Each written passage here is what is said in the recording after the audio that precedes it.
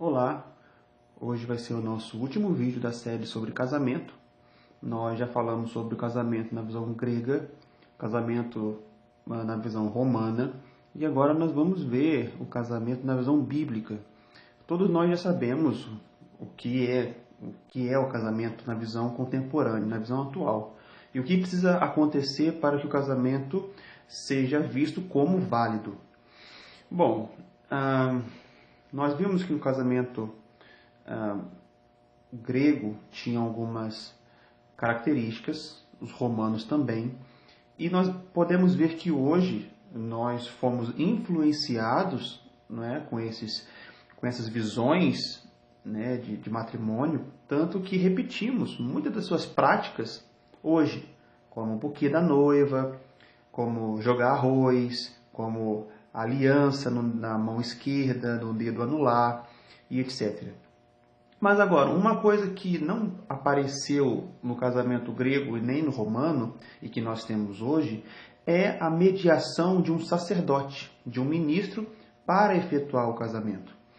E essa mediação ela foi exigida e foi oficializada no Concílio de Trento. Se você for procurar e ler sobre essa questão, você vai perceber que foi colocado ali como obrigatório para mediar o casamento, para ministrar, um sacerdote. O civil, né, ele chegou, a meados do século XVIII, XIX, né, que começou o casamento no civil. Tanto que em 1890, se eu não me engano, em Uberlândia, né, foi o primeiro casamento civil brasileiro. Tá? Então me perdoe aí se eu estiver equivocado. E pode deixar nos comentários corrigindo. Mas antes não existia o casamento civil. Era, como nós vimos na Grécia e em Roma, era um contrato assinado pelos pais dos noivos que oficializava o montante do dote, né, que o pai da noiva dava para o noivo. Esse era o contrato.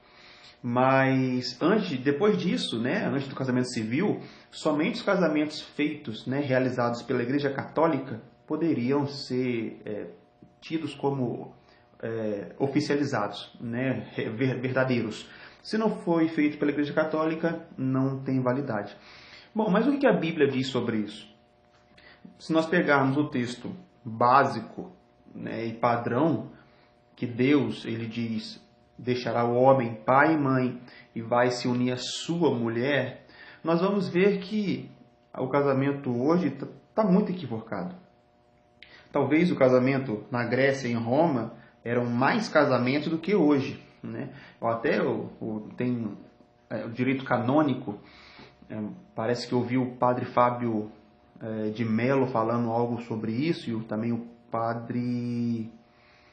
agora esqueci o nome do outro padre, bem polêmico, mas eu vi o padre Fábio de Mello falando algo sobre direito canônico, e eu vi um padre também falando que 95% dos casamentos que acontecem hoje não são casamentos. Eles têm cerimônia de casamento, tem um ministro oficializando, tem igreja, tem enfeite, tem decoração, tem tudo, mas o casamento não existe. O casamento bíblico nada mais é do que um homem deixar o pai e a mãe e unir a sua mulher. Esse é o casamento.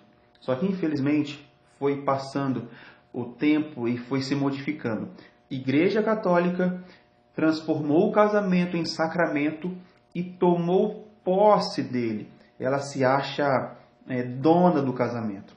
Depois da união entre igreja e Estado, o Estado, então, começa a impor que, se não houver uma assinatura com testemunhas, se não houver algo do tipo, claro que hoje está mudando, mas se não houver algo do tipo, não é casamento. E para a igreja, se você não casou no civil, você não é casado. Se você não teve aquele momento de assinatura de papel com testemunhas, você está em pecado. Aí eu faço algumas perguntas que eu acho que as minhas perguntas são muito idiotas, porque as pessoas se ofendem com ela e ficam bravas. E a pergunta que eu faço é: em qual cartório Adão e Eva se casou? Aonde eles se casaram? Aí a pessoa fica: que absurdo, claro que em nenhum cartório. Tudo bem, então vamos mais para frente. Abraão e Sara, em qual cartório? Vamos mais para frente. José e Maria, em qual cartório? Nenhum cartório. Agora eu pergunto, eles não eram casados? Ah, irmão, mas naquele tempo é diferente. Hoje tem um cartório, então tem que ter. Tá, mas a questão não é... A gente não pode ficar acompanhando o andar e a transformação do mundo e esquecer do princípio bíblico que Deus instituiu. Quem instituiu o casamento não foi a Igreja Católica, nem outra igreja, não foi o Estado, foi Deus. O casamento ele vem antes da igreja, o casamento vem antes do Estado. Então não é a igreja e não é o Estado que decide quem é casado e quem não é casado.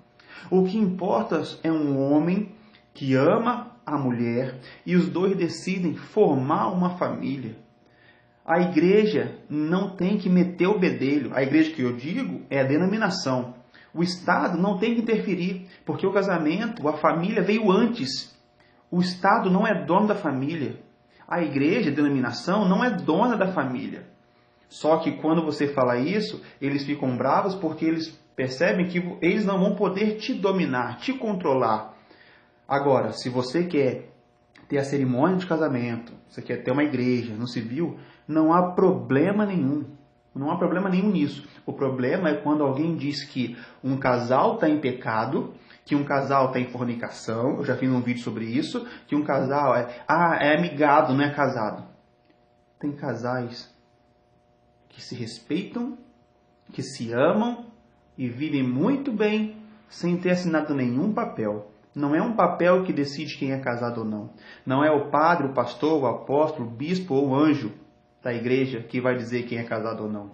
Se você ama a sua mulher, se você ama o homem que está contigo, e vocês querem viver juntos e formar uma família e se respeitar, nada impede vocês. Nada impede. Bom, o princípio é esse, deixará o homem pai e mãe, vai se unir a sua esposa, não necessitamos de mais nenhum texto, porque quem disse isso é o próprio Deus, não tem necessidade de interpretação, porque está muito claro.